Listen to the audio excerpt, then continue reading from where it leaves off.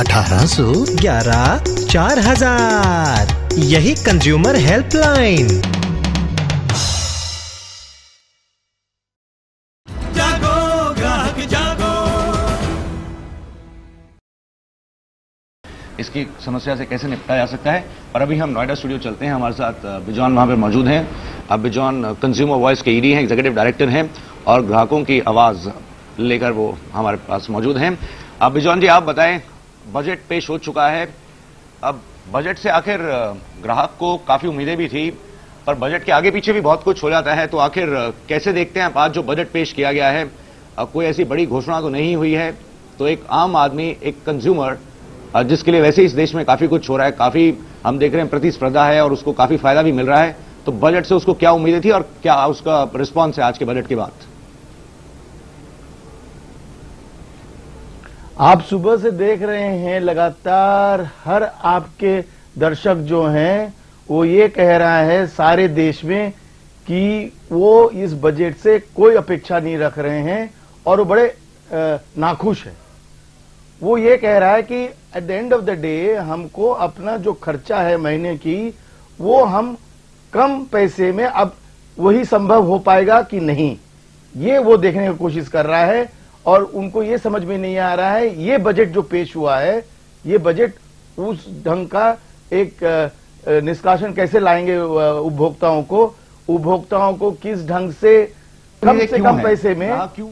क्योंकि बजट के इर्द गिर्द भी बहुत कुछ होता है, तो बजट से इस प्रकार की उम्मीदें क्यों?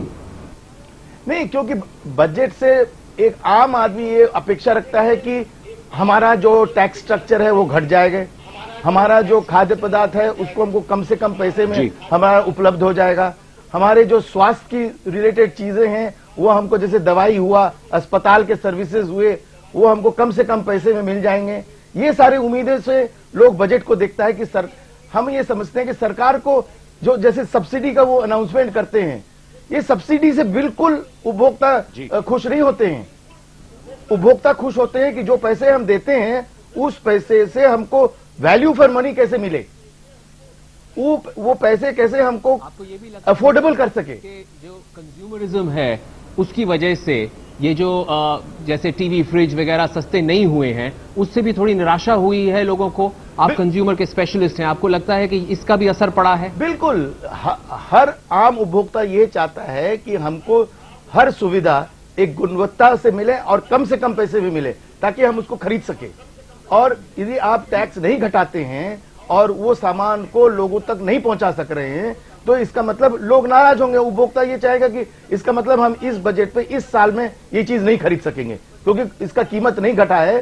तो हम जो हम एक अपना बजट किया है पर्सनल टैक्सेशन फ्रंट पर, इस फ्रंट पर जरूर काफी उम्मीदें बंधी भी हुई थी, पर वैसे अगर हम जैसे जिक्र कर रहे थे बजट के इर्द गिर्द भी बहुत कुछ होता है, बड़ी बड़ी घोषणाएं होती हैं।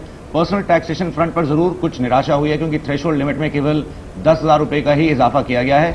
इस वक्त एक्सपोर्टर्स की राय जानने के लिए हम स्टूडियो में ही चलते हैं, नोएडा स्टूडियो में बैठे हुए हैं इस वक्त दिनेश कुमार गुप्ता जी, जो कि फेडरेशन ऑफ इंडियन एक्सपोर्टर्स के अध्यक्ष हैं।